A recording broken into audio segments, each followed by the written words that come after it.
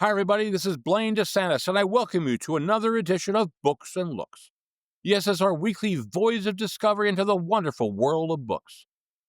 The best of history, mystery, fiction, and nonfiction that I've been reading, all brought to you here on Books and Looks, along with exclusive author interviews that you're not going to find anywhere else, only here on Books and Looks. Let's not forget our good friends over at booktrib.com. My gosh, every time I look there, there's new book reviews up, new categories of books that are there. Our show's there. It's a wonderful category. It's a wonderful place to be at. You don't want anything bookish, you go to booktrib.com. Also, don't forget booksandlookspodcast.com. That's right, Books and Looks Podcast. Thank you for everybody who's subscribing, who is liking us, everything else. We appreciate your support. We really do.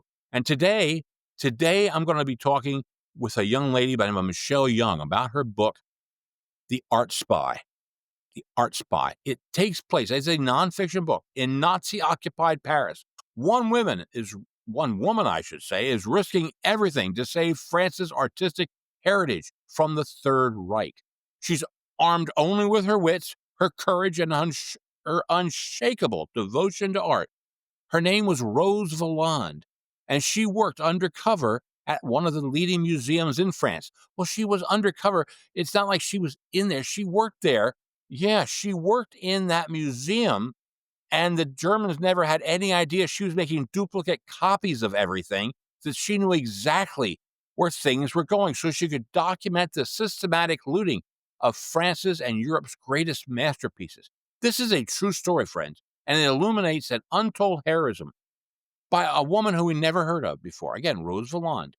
She fought to preserve the beauty and the culture of France in the darkest days of World War II.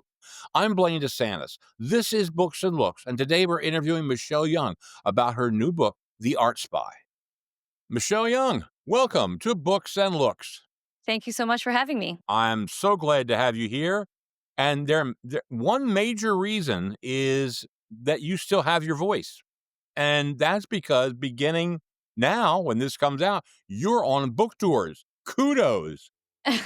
And I do have a tendency to lose my voice, so fingers crossed. Okay, well, this book, The Art Spy, is a wonderful, wonderful teaching lesson about what one person's courage was. Her name was Rose Valland. And, before we get into the book itself, tell us a little bit about this book tour, because I've never had anybody talk about their book tours. Most of my authors don't have book tours, okay? But you have a huge book tour. Tell us about it. Who scheduled this? Where are you going? Let me hear all about it. Yeah, it's my publishers are extremely excited about this book tour. They've been saying that it harkens back to the golden age of books. So they have been super supportive, and they planned out my initial 2-week of stops. So I'm going to 7 or 8 cities, New York, DC, Boston, but also places like Cleveland and St. Louis and Columbus, Chicago. So very, very excited about that. And but the tour continues. So I'm going to more places through June and into the fall. And some of those came about because people reached out to me, organizations and museums and such, and others I may have reached out or had a connection. So collectively, we are going to, nearly 30, me, going to nearly 30 places so far. And I'm very excited about it. I love doing events. And you're going to Europe as part of this, if I'm not mistaken. Well, yes. So my husband is French. My kids are French, and we go every summer. And there is a publication there that I've long followed and been friends with the founder, Messi Nessie. And she has a book club event. So I'll be partaking in that. We had a fantastic book interview with a lady who sat in a park bench in Paris last year. And it was during the middle of the Olympics. It was the best reception we ever had. She sat in the park bench for an hour and talked with us. So I don't know. I think the French have great internets. I'm not sure, but you'll be a wonderful success wherever you are. Thank you. Yeah, their tech is pretty good. Yeah, really is. Well, anyway, hey, tell us a little bit about Rose Valland and what your book's all about. Yeah. So Rose Valland was a resistance spy, but also an art historian during World War II, who was in the museum that the Nazis had taken over to loot art throughout France. And so she really was the woman who helped take down the art looting operation of the Nazis and the precursor to the Monuments Men and gathered the intelligence for them. Okay. How did you find out about her? Was it through the Monuments Men, or did you know about her independently? No, I discovered her through the book Goring's Man in Paris by Jonathan Petropoulos. This is a book about Goring's art dealer.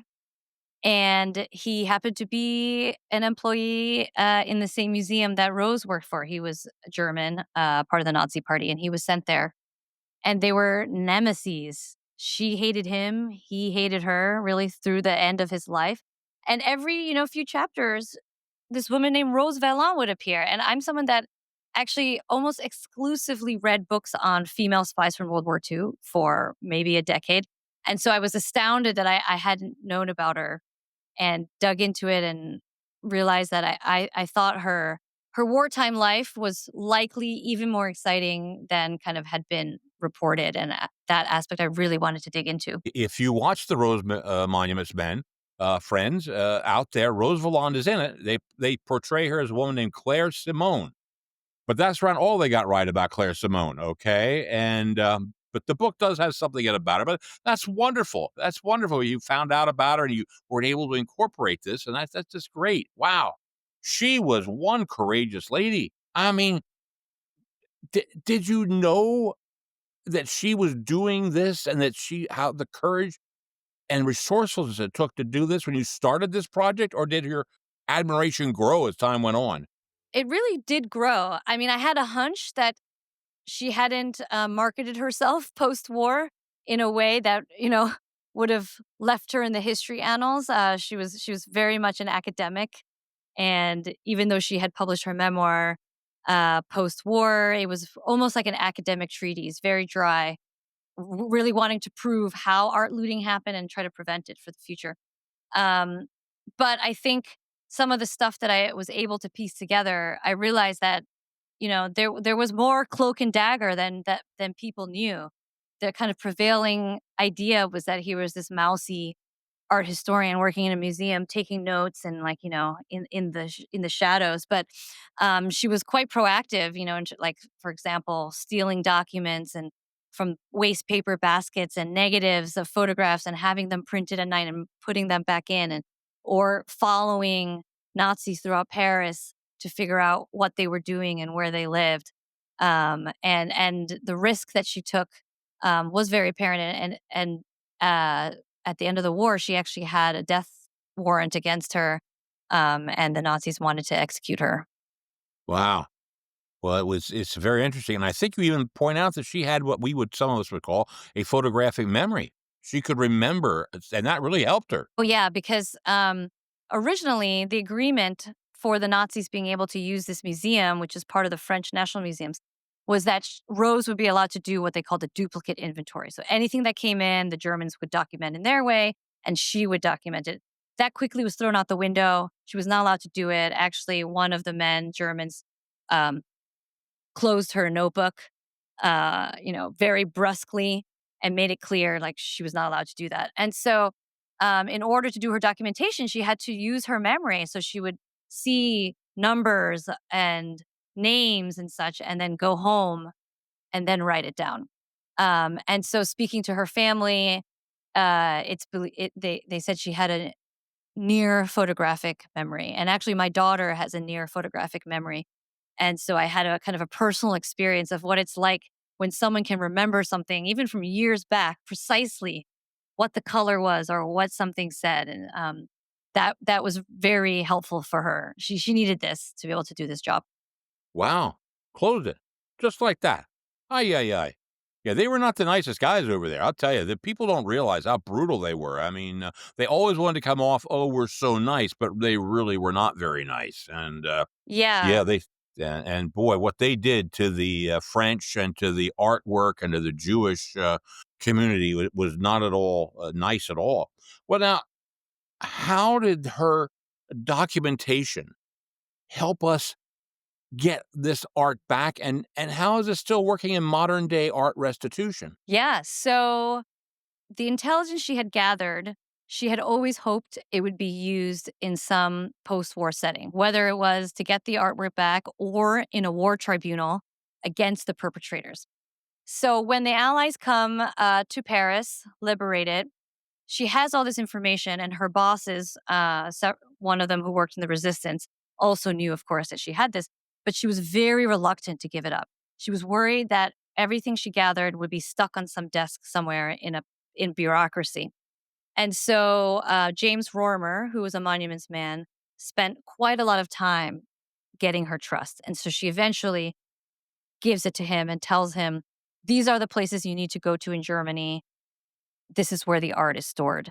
So she's really the precursor to the work they did, and they could not have done their initial work without her knowledge. And she also knew all the players as well, and shared that information in the post-war setting. So, and then she herself actually goes and is a monuments woman. So she was commissioned by both the French army and the U.S. Army, and she served as a captain in the U.S. Army. So I always found that super impressive. But then in today's time, there's still believed to be at least 100,000 works of art that have not been found yet. And they periodically show up, someone dies and it's in their Swiss bank vault, etc. And then the art world and the art business world has to figure out what to do with these paintings because they were stolen and not returned to their rightful owners. And so a lot of research has to be done to figure out the chain of ownership and where these heirs are. And uh, the one place that they need to go to is to consult Rose Valland's files in France, which which helps prove that it was looted. And so she remains very relevant today. Mhm. Wow. Remember that movie with, was it with Helen Mirren was in it? The The girl woman and in the gold. woman in gold. Yeah. That one, yeah. Again, if friends, if you have not had a chance, watch that too, because that's another fascinating look at trying to get this artwork back to the families it belongs to. Yeah, Oh, very and it's fascinating. much more difficult than I think anyone would expect. I've been following the case of a Pizarro painting that was looted in Germany, and the family is in the US now, and they've been trying to get it back for 25 years from a museum in Spain that has refused to give it up. And so that case has gone up and down in the Supreme Court twice and is awaiting its latest judgment. Yep. All those countries over there in Europe are very, very remiss to give up what they've got. I don't care what it is. They've got it. We want it. And you just you think you win one minute, and the next minute you get a decision against you. So yeah, that's really that's Yeah. fascinating. That's right. What made Rose Isaac even more fascinating is, in the beginning, you show that she is part of the group that's trying to save all this artwork. Let's get it out to the countryside. Let's get it to the castles and the villas. And then she goes back into Paris. Now, did she do that on her own, or was she directed to go back to Paris? Well, I think it's a combination of both. So, first, you mentioned the monumental effort. This is like moving most of the art in the Louvre and other museums in Paris. So this is the Mona Lisa, the Victory of Samothrace, that sculpture, the Venus de Milo, moving them carefully to storage castles and other places in the Loire Valley. So Rose is part of this effort. And then that happens at the outbreak of war, September 1939. And then there's a period called the Phony War or the Funny War, where nothing really happens in the western part of Europe. And the Germans don't invade France until June 1940. And as they're approaching the gates of Paris, Rose is instructed by her boss. He calls her at the museum at dawn. She's likely sleeping there, and which she had done many times, and says, "You need to leave the museum immediately." And so she reluctantly goes. She had been campaigning to stay because she wanted to protect the art in the museum. There was still um, quite a bit of artwork left, and he says you need to leave. So she escapes while the Germans are bombing Paris by boat in a very treacherous escape, and she ends up eventually at Chambord and Valençay Castle in the Loire Valley. And we know because she was so reluctant to leave, she must have been clamoring to get back. And so pretty soon after, in July 1940, she returns, but she would have needed approval from her boss and an Ausweis issued by the Germans to go back to her museum and to go back to Paris. So back in she goes into the breach. Now, she does not work at the Louvre. I can't pronounce the name of the museum she worked at. Help me. What museum was she at? It's called the Jeu de Paume, and it means court tennis.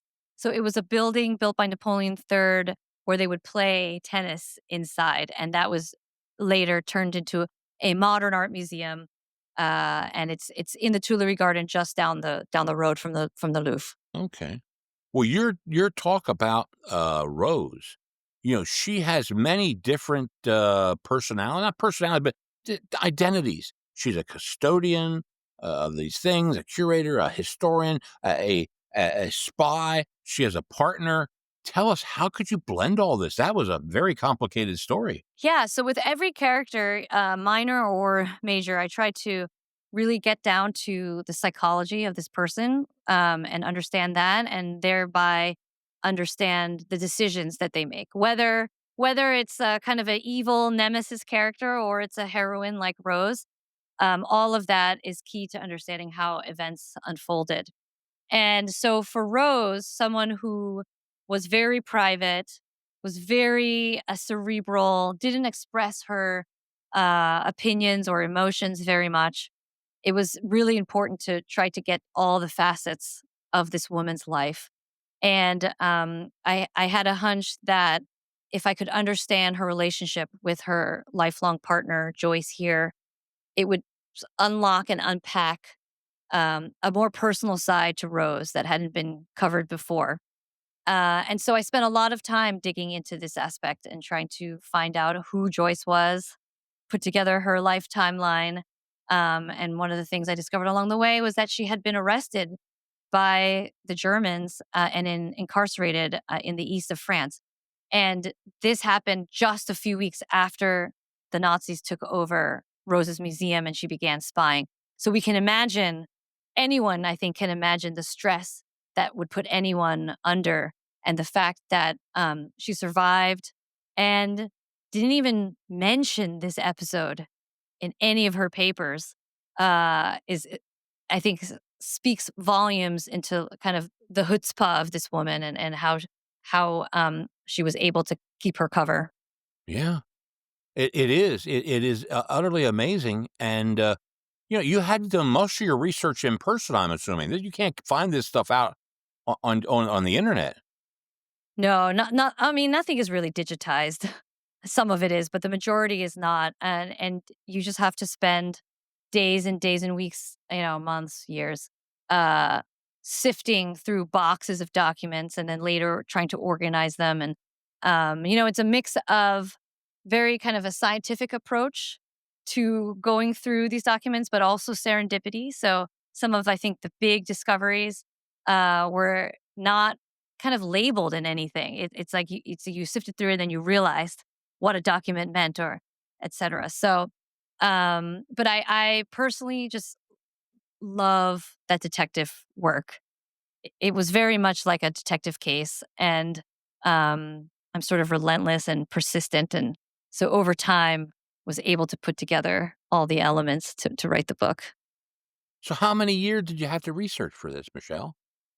Well, I usually write and research kind of concurrently. So, all in all, it's about 3 years of like the active work, and yeah. So, yeah, let's say 3 years, 3 to 4 years. Okay. Well, that's a lot of time. That's a lot of time and effort, and, boy, I'll tell you. So you spent a lot of time in France. Well, that's a nice place to be, I did, yeah. So Mm. France, but there were archives really all over the place. So I went to a bunch of archives in the U.S., in New York and DC. And then some of the places I couldn't get to, they sent me the documents I needed. So there were archives in Germany, in Latvia, in the UK. Wow. Yeah, Latvia. What? How did she get to Latvia? What's up I there? know. So yeah, she actually didn't go to Latvia herself, I believe, but she was awarded. She was made, some like very high civilian honor. She was given from the country of Latvia. And, it's one of those things where I was like really wanting to understand, like, literally what date did they give this to her? Because I was like, did she get it in Paris or did she go to Latvia in kind of the early wartime? And the Latvian National Archives actually sent me their information. That's neat. That's really great. Wow. It's nice to see everybody cooperating, to get that story out because it's been buried, and this is really interesting. That relationship with her and Joyce, she had to keep that quiet prior to the outbreak of war, but then during the war, she had continued with that relationship. Tell us a little bit about that. Yeah. So important to note that in the 1930s and into the war, uh, the Germans, homosexuality was illegal for men, and not technically illegal for women, but they definitely would harass lesbian communities. And in France, Vichy also had codified homosexuality as an unnatural act. So it was definitely not accepted, and especially in like the high levels of the French civil service, which was dominated by very traditional members of society. She had to hide that from them, otherwise her career would have suffered. And so she had been hiding this relationship before the war, and then of course during the war, when it would have been extremely dangerous for her to be in a relationship with a woman who was British and was technically an enemy alien. So a Wow. lot of stress and pressure. Wow. Yeah, she worked for the U.S. Embassy, if I'm not mistaken, or it was the British Embassy. Yes. No, the US Embassy. Okay. So she is uh in the 1930s. She begins to work there first as part of the commerce attaché, and then or working for the commercial attaché, and then works in the formal embassy, and she is a secretary, stenographer, and doing more than that. She's making statistical reports and other things. Wow. Just so people get the full understanding, Michelle. Give us an idea. How many works of art, if we can? How many artifacts? Give us a number. Until you put in, friends, until you hear the number, you won't believe Yeah. it. Well, officially, they say it's around 650,000 works of art were looted by the Germans during World War II. But if you think about it, that is the number of artworks that they documented having taken. And they were quite meticulous documenters. But they were only documenting kind of the most important pieces. But they were stealing and looting apartments and families' collections wholesale. So that meant not only were your paintings and sculptures being taken, but your silverware, your furniture, and all of that kind of household stuff, even if it was important and could be vintage and historic or antique, not all of that was getting put into an inventory. And so you have to take that 650,000 even with a grain of salt. It's much more. And they estimate that about 100,000 or so are still missing today. Wow. And it began with they were looting. I guess they were taking the things from the Jewish community to begin with, and then it even expanded. When and why did that happen? So the Germans, even before the war, were very intent on seizing artwork and other things that they believed rightly belonged to them. So that might be things that they believed Napoleon had plundered or they had to give back in the Treaty of Versailles, which they considered an unfair treaty. And they had sent almost like emissary researchers secretly into France to research and document where everything was. And so they already had this like very extensive list of artwork they needed to find. And they had made a list of the 15 most eminent art galleries in Paris, most of which are owned by Jewish uh, citizens in France, and they went to liquidate those almost immediately. So in any country they occupied, art was one of the first things that they went after. And the reason they went after Jewish art collectors is that they immediately kind of considered them non-citizens, and many of them had fled, rightly so, afraid of what was coming. And so they made this law that said anyone who has abandoned their property and their collection, that stuff can be seized. So it was sort of a convenient labeling that enabled them to seize the artwork. Wow. And then they go on from there. Then they get more and Yeah. more and more. Yeah. And one of the other ways they justified it was that they said they were not actually taking the artwork, that they were simply safeguarding it for a future peace treaty. So again, kind of a euphemistic order that concealed a little bit of their intentions. But when you look back in history, it's very clear what they were doing. It was just a systematic looting.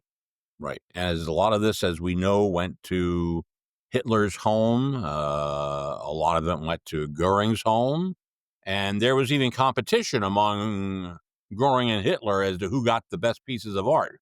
Yes. So, yeah, everybody was fighting for art. So, of course, Hitler kind of defined this culture of obsession and collection around art. So, everyone wanted to follow suit.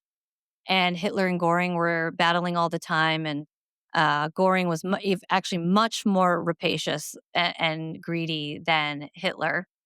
But even amongst the lower level Germans and Nazis, initially in France, the ambassador to France was doing all the looting with the support of von Ribbentrop. And then there was a whole jockeying of power, and the organization run by Alfred Rosenberg and tangentially Hermann Goring seized power of the looting operations, and for the rest of the war, it fell under their jurisdiction, which was very helpful for It Goring wasn't it? Yeah, in it his certainly looting. was. Wow. Wow. This is a wonderful, wonderful book. And one of the things I like that you brought out here is the fact that this art and it's not just art, but they made the point it's national identity and how this art just tell us how that is that the nation. Now they've almost like made a plea. They're taking all our national identity away from us. Yeah. So art, obviously, and culture very strongly tied to French identity historically. So many of the kings of France were patrons of the arts, and we have some of the most famous museums in this country. And for Rose, who studied art history, was also an artist herself. She was trained at the École des Beaux-Arts in Paris and in Lyon. This concept of the beauty and the cultural inheritance of France was almost core to her. And I think this appreciation of art really lifted her from her early childhood as the daughter of a blacksmith. You can imagine the forge was actually attached to her house, so you can kind of imagine the environment she grew up in. And art buoyed her throughout her life, and she ends up becoming one of the most well-educated art historians in France at the time. And so for her to see art being looted, destroyed, was particularly painful because this is kind of what she had dedicated her life to preserving. And that's one of the big motivations for her to have risked her life as a spy. Well, now I want to take us to 1943 because you present in vivid detail the burning of modernist paintings. First of all, tell us who some of the artists were. And secondly, how were you able to get that detail? 'Cause that means you're extremely detailed about this. Right. So this is a big story that, in a way, I've broken for the first time in this way. And it was a story that had been cast into doubt. So Rose talked about this event in her memoir that she published in 1961.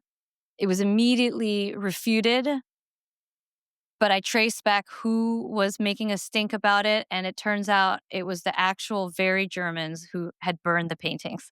So they spoke to a German newspaper and said, "It wasn't us, and this burning didn't happen. But if it did, it was Rose." So, classic playbook when you need to, it's like deflect and deny and blame someone else. And so I always wondered why, this story was put into question when we use Rose's documents as the Bible for everything else. And so I knew if I wanted to tell the story in the way that I wanted to, which is kind of without any kind of extra commentary, there's no voice in the book saying historian XYZ says this, but this. It's all kind of you're there in the moment with these characters. I knew I would need to figure out a way to address this. And so it was in the back of my mind, but I wrote this book chronologically. And so I knew I needed to get to it at some point in 1943. And one day I was just sifting once again through all these documents that we had photographed in the diplomatic archives in France. And in the back of a box of totally unrelated documents, I saw these handwritten, notarized documents. I looked at the names and I realized they were the guards that were in the museum during the war. And I had wondered, and I was like, is this what I've been looking for? Is this about the bonfire of modern paintings? And when my husband woke up, I was like, is this what I think it is? And he said yes. And so in vivid detail are their testimonies that talk about the burning of around 500 modern art paintings by Picasso, Dali, you name it, pieces that would be hundreds of millions of dollars today. Yeah, it wasn't just, yes, I was there and I saw it. Everyone gave corroborating details, including down to the Germans assigned me to light the The fire fire. Wow. and things like that. And so we have those testimonies. We have Rose's, but we also have the head of security at the Louvre who wrote it in real time. He wrote it the day after.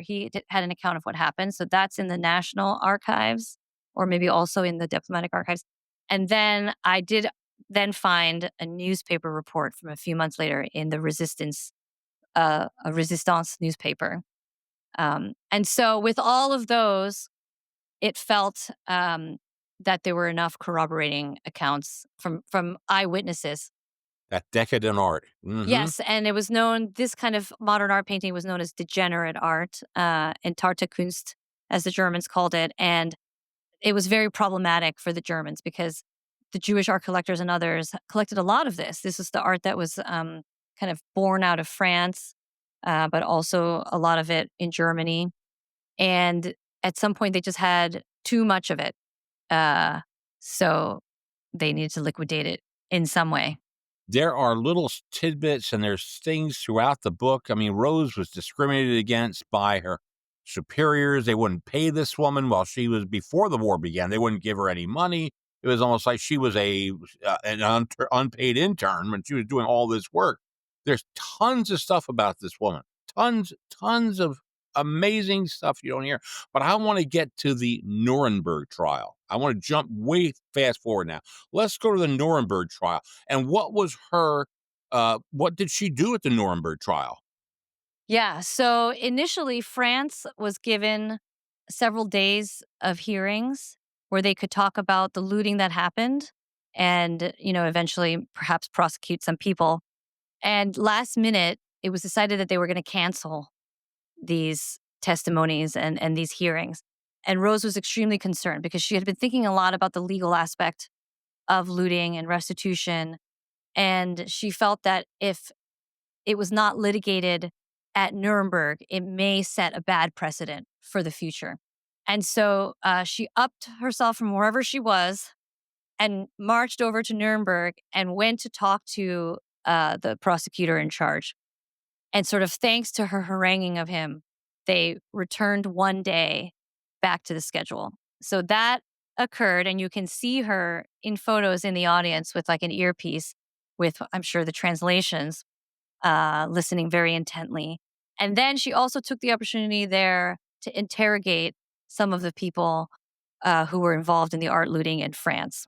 And so that, of course, again, puts her really at front and center in these activities. She wasn't just the documenter in the museum.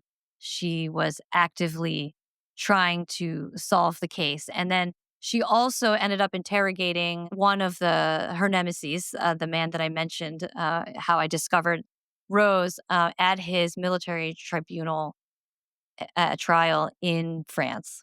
So she served as like an interrogating prosecutor. Wow, really fascinating. What's interesting is that there is one gentleman, I can't remember his name. Got a lot of names.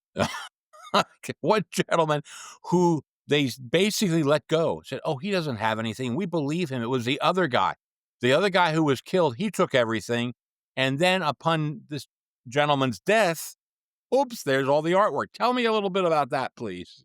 That's the same one. Her nemesis in the museum, the subject of Goring's Man in Paris, his name is Bruno Loza, a really devious, cunning German who was an art historian and had been sent to France because he kind of like basically exaggerated some of his injuries, and so he got to live the high life in France and became involved in the looting and extensive exchanges that were made, often to get rid of the modern art.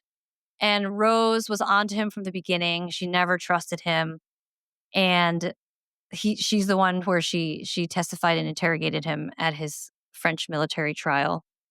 And by the time that trial happened, kind of the sentiment around World War II had shifted, and everyone wanted to move on. The Cold War was happening, and so he was let off with kind of time served and acquitted of his charges, which of course was extremely distressing to Rose, and she kind of spent the rest of her life trying to set the record straight about him. And of course, yes, lo and behold, when he died, inside his bank vault was looted artwork and a lot of other paintings. Yeah. Unbelievable. Unbelievable. Now, I got to be honest with you. When I read books, but I got peeved. I got peeved when I was reading your book because I was not at all happy with the fact that Rose Valland has disappeared from history. I don't get it. This is a woman who did as much as she could for French culture, Right. nationalism, etc.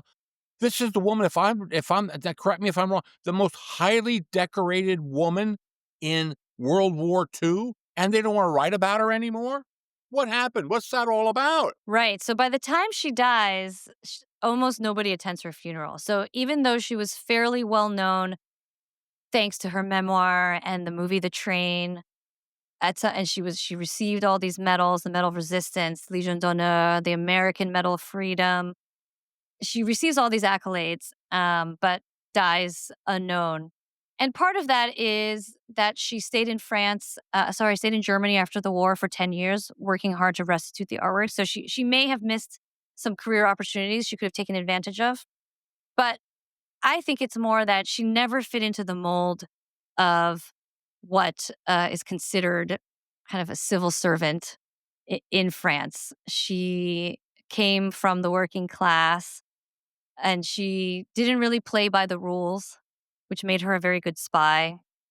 But she continued to pester people about art restitution, and there are families implicated in this activity from World War II who are French. And so at some point, it got a little bit too hot, and people didn't really want to go near it anymore. And politically, there was no will to do so. So she became a bit of a unwelcome presence. They didn't really know what to do with her. They just kept her in the Louvre with an office, but she was just it's an eccentric presence. And it's not until like the last couple decades has there been a little bit of a resurgence back into discovering who she was. And also because she was a very private person, so there just wasn't a lot of information about her.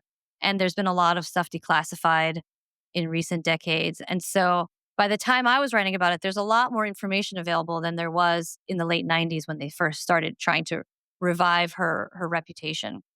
But yes, it is frustrating, and hopefully this book puts a little dent into that, and more people will know about her. So maybe I shouldn't be peeved, I should just be frustrated now. How's that? Yeah. But, hey, friends, I got 2 more pages of questions, and we can't be here all day. We'd love to be, but she went to Russia. Now this is what amazing. She went to Russia, if I'm not mistaken, to get artwork back. Is that correct? Well, she went to the Russian zone. That's part of like the German Third Reich area. But she did. I've seen records. She went as far as Ukraine. It seems potentially. So she was kind of in these challenging areas post war, calling Russians out. Sometimes she would be in an office and look behind the man she was sitting in front of and say, well, the tapestries behind you were stolen from France. And where are the rest of the pieces? Because I know as an art historian, there were more panels, things like that. And they'd be like kind of caught, and they would try to like move things around so that she couldn't find them. And one of the most impressive things was that there were all these like cannons and flags taken from the Invalides, the military museum in Paris. And she located them, they moved them, and she surreptitiously went in with people and like seized them back. So that's why they're back at in France now. That's really something. That's just really amazing. Well, now, you wrote books about New York. Now you've done a spectacular effort about, not that the other ones weren't spectacular, but they were all based in New York. Now Right. we're doing The Art Spy. What's coming up next for Michelle Young? Are you going to stick with this Art Spy stuff? Or are you going to go back to New York? What do you think you're going to do? So what I want to do is continue to write narrative nonfiction and things that require a lot of detective work. And so I actually think it doesn't necessarily need to be historical. So I'm looking into a more present day story, but that requires digging and unpacking. I can't say anything about it yet, but I've also got some World War II stories. I came across so many great stories while researching this book that couldn't fit. And so I've got a few there that I think could make great books. So I might go to the present day and then like hop right back. I'm someone who doesn't like to live in the same brain space two times in a row. So I'm thinking I might need a break and then I'll go back to World War II. Because you're not going to write the subway system of New York. You're not going to go back and do something about that. No. Okay. No, I think my New York time is sort of closed, but one never knows. Michelle Young, you have been such a pleasure to chat with. And like I said, we have a lot more we could talk about, but my God, you got to get back to work. You got a book tour coming up, so you got to get ready for that, you know? So I want to say thank you. Thank you from the bottom of my heart for coming on, for doing the work you did and writing such a wonderful book, The Art Thank Spy. you so much. I really appreciate your close reading and excitement about this story. Thank you again, Michelle. Just a wonderful interview, wonderful work. I hope you all get a chance to read this book. It is a wonderful, wonderful tale about Rose Valland, who has courage. And I'll tell you what she did was very, very difficult to do. I don't know if I would have the guts to do what this woman did. She was a very brave, brave warrior. And I'll tell you what, she did a great job to return so many pieces of artwork back to France. And there's so many more that are still out there. So anyway, thanks again to Michelle Young. So anyway, on behalf of all of us here at Books and Looks, this is Blaine DeSantis saying, may all your leaves be pages in a book.